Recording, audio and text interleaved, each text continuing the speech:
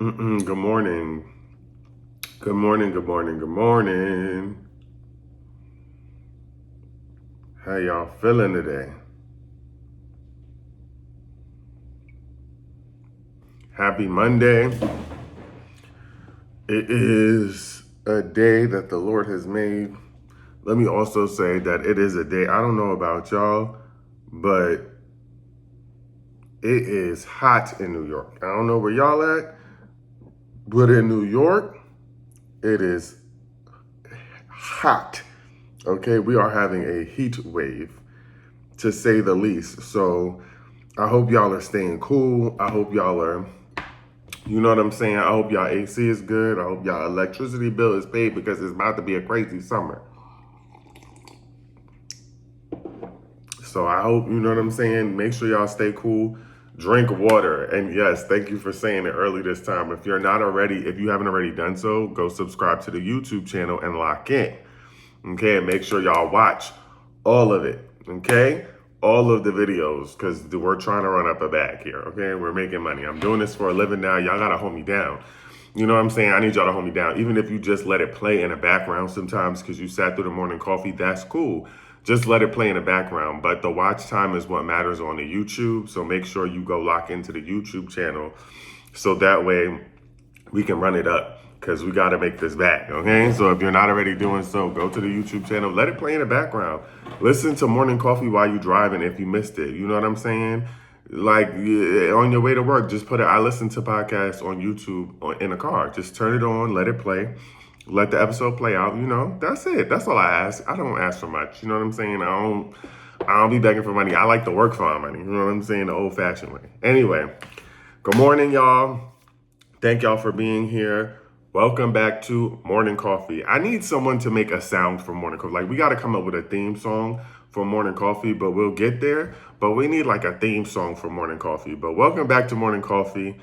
There's a few things we got to lock in and talk about, a few things on the agenda. So let's go ahead and jump in. And I think it's only reasonable to start with the Diddy trial. Now, I'm having a little bit of, so I'm struggling because the Diddy trial is ending and I'm excited because it's ending soon and that means we're going to get a verdict. But at the same time, I'm having like fear of missing out in the future because I love talking to y'all about the Diddy trial and I always start Morning Coffee off with the Diddy trial. So I'm a little like happy it's coming to a close, sad that it's ending because we've been locked in.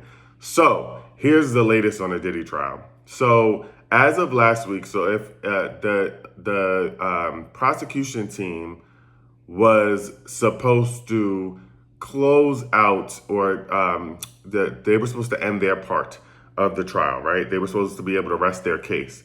Now, once they rest their case, that means the defense can start calling their witnesses. Now, last week, there were a few hiccups with the jurors.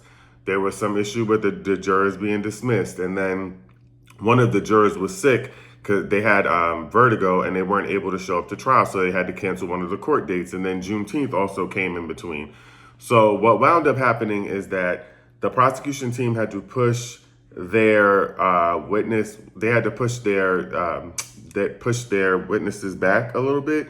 So the last witness that they're calling, though, has already taken a stand. So the last witness was one of Diddy's former employees who was also a Syracuse basketball player, the one who says he's not a drug mule. They already called him and they have one more key witness after this that's important. And they believe that they could end as soon as today. Now, the prosecution said that they would want to rest their case as soon as today. And Diddy's team said, the defense team said that if they rest their case today, the defense should be able to rest their case no later than Wednesday this week, which means that the jury will begin to deliberate soon after the defense team rests their case. Now, there are a few things that tells us. One that I think is really important is that if the defense team is able to rest their case as soon as Wednesday, that means that they don't have a lot of witnesses that are coming to the stand. If they can rest their case as soon as Wednesday, that means that they're not calling a lot of witnesses. Because remember, the defense taking the lead would mean that they get to call their witnesses that they'll interview, and then the prosecution team gets to cross-examine them. They've not told us who their witnesses are, who they're bringing to the stand just yet, but it would be their turn. And it's been clear at least, or made clear at least, that Diddy is not taking a stand, is what people are saying. So we might have a verdict as soon as next week. Okay? That's just what it is. So there's that on the Diddy trials. Let's all keep our ear to the streets. Any updates that come this way, I'll let y'all know, but I can't believe it's possibly coming to an end. Next thing on the docket is Shannon Sharpe, Shannon Sharpeisha. Let's just real quick. Shannon Sharpeisha. I don't know if y'all follow hip hop, but recently Jim Jones was on Shannon Sharpe and Ocho Cinco's podcast, the late night podcast. And Shannon Sharpeisha was telling Jim Jones that he is not better than Nas, essential, or that he's not better than Nas. And Jim Jones was like, you can't tell me I'm not better than Nas. That doesn't even matter. My point is that I think because Shannon Sharpe said it, we're not about to listen to you, sir. And I wanted to just touch on Shannon Sharpe to say that I think Shannon Sharpe has been lucky in that everything that was going on with him and that white lady has been swept under the rug or kept quiet because there's so many other things going on around the world. Some of which is Diddy, LMNOP, Tory Lanez, like all of them are coming out of the woodworks. So it kind of made Shannon Sharpe's controversy be quiet, but I think he should have stayed quiet. And I also think that we shouldn't stop talking about it. I just wanted to say that. Like, I really think that we need to bring that back. Shannon Sharpe could never talk to us about who's a better rapper because we don't think that you know anything about hip hop. That's one. Two is that Nas is a legend. Jim Jones and Nas don't go in the same category. Okay, they're not the same. They're not one and the same. Please, right? Chris Brown went to jail. Like there was a lot going on. But Shannon Sharpe should not be allowed to talk to us about that. And I think we need to bring up the fact that that white lady was saying that she wanted him to put his big black babies in her. Because I think he forgot that we heard that or we read the text message. And now he was outside saying, what does it sound like? Big black man chokes little white girl. Like, I think we need to talk about that again because if we don't bring back shame, this is what happens. People that shouldn't be able to talk to us about certain things just get to talking, and that's the problem. That's all I gotta say on that. You know what I'm saying? That's all I gotta say. So, right, I agree. I love you from New York, and I agree. He should talk to us about Taylor Swift and Miley Cyrus, but certainly not hip hop. So move on, Shannon.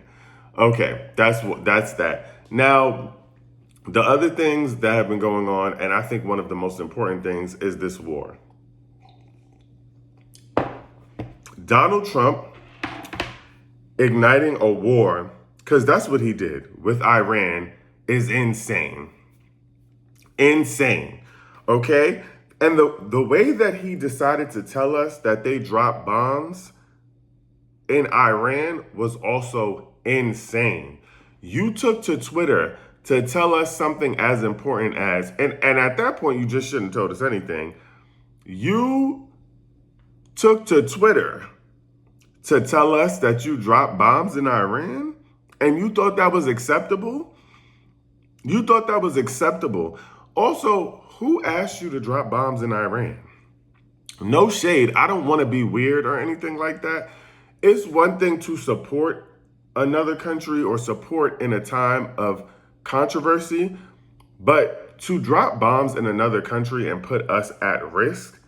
And I don't even truly believe that Trump was doing that in support of Israel as he makes it seem consistently.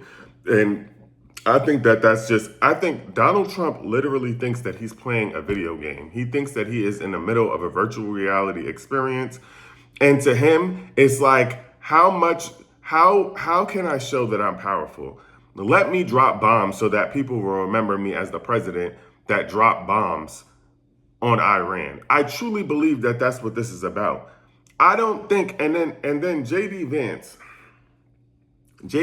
saying that we're at war with a nuclear program, but not at war with Iran. Sir, y'all didn't bomb a nuclear program. Y'all bombed Iran. Like you ignited a war with Iran is what you just did. And I truly believe it's because Donald Trump is trying his best to find a way for his name to exist in history books forever. Like, this is what I truly believe, that Donald Trump's sole goal in this presidency is to make sure that people remember his name and by whatever means necessary. Now, here's the problem. There's several problems. One is that Donald Trump and his family is finna be in a bunker in the White House, safe no matter what happens. Like, they're not at risk. Everything that's happening is not going to impact him and his family because they have a safe place.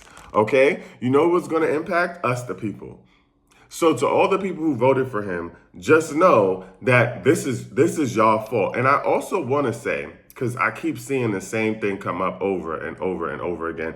People talking about why they didn't, now all of a sudden they cop and please about this conversation about why they didn't vote for Kamala, and Kamala being also a part of war and all these other things. Like, now we're seeing these conversations resurface. And I want to say that the people who chose not to vote for Auntie Kamala because you felt like she also encouraged war and violence and whatever, this is your fault as well. I want to keep saying that.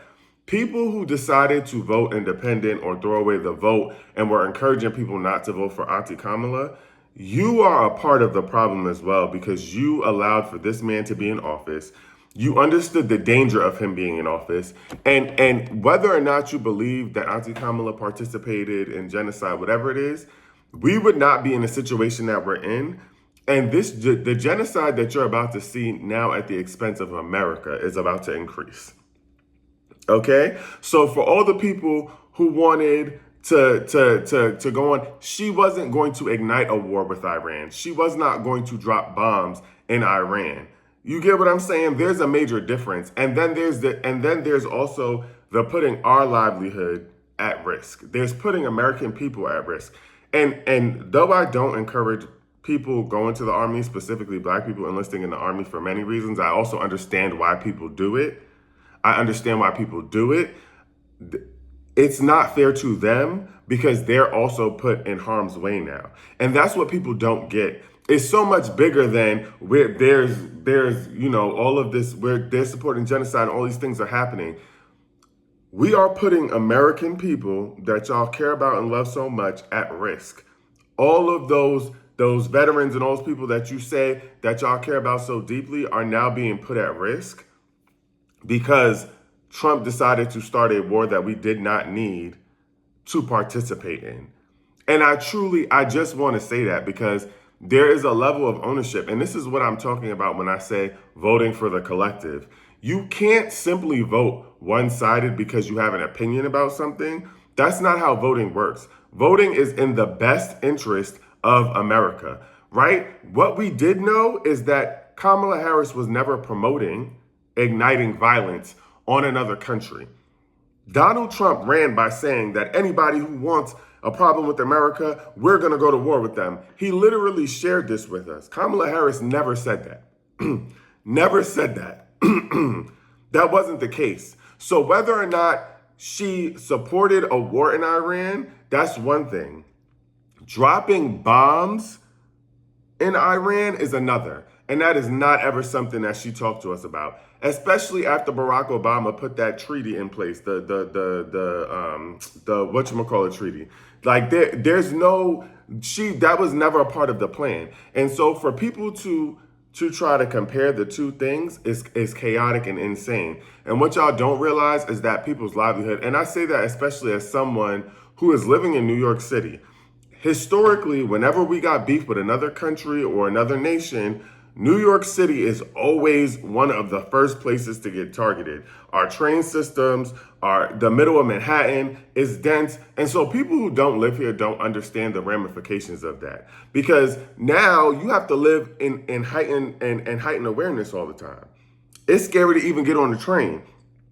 There's been terrorist attacks on the train. They attack these huge buildings. It is scary. It is a scary place to live in. And Donald Trump is playing Call of Duty with people's lives. And that's what people are not understanding. So while people are trying to make excuses, there was no reason for us to drop bombs in Iran. There was just no reason for that.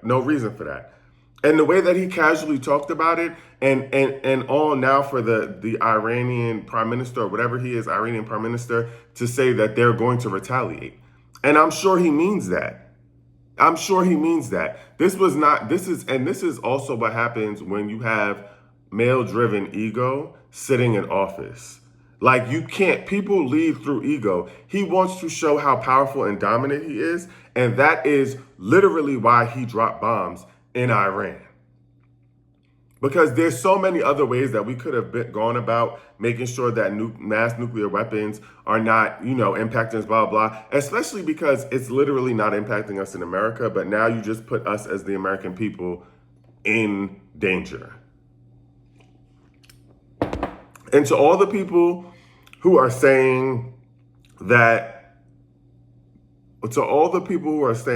they side with Trump and that, we don't know what he's going to do. When it's time to go to war, and if there is really some sort of huge world war and they need to start drafting people, make sure you and your kids are ready to go.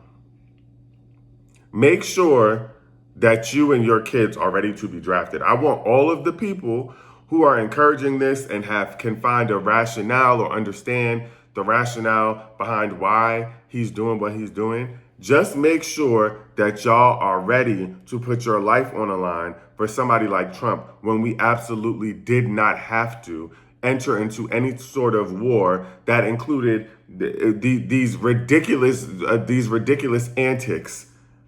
This could have been avoided. So I want to make sure that everyone who's in support of what Trump is doing is ready to send your best people.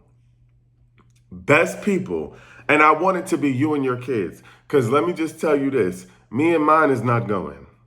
And to all of the rest of the folks, I know that it sounded ridiculous when he first got into office, but make sure y'all got y'all passports. Especially black folks, make sure y'all got y'all passports.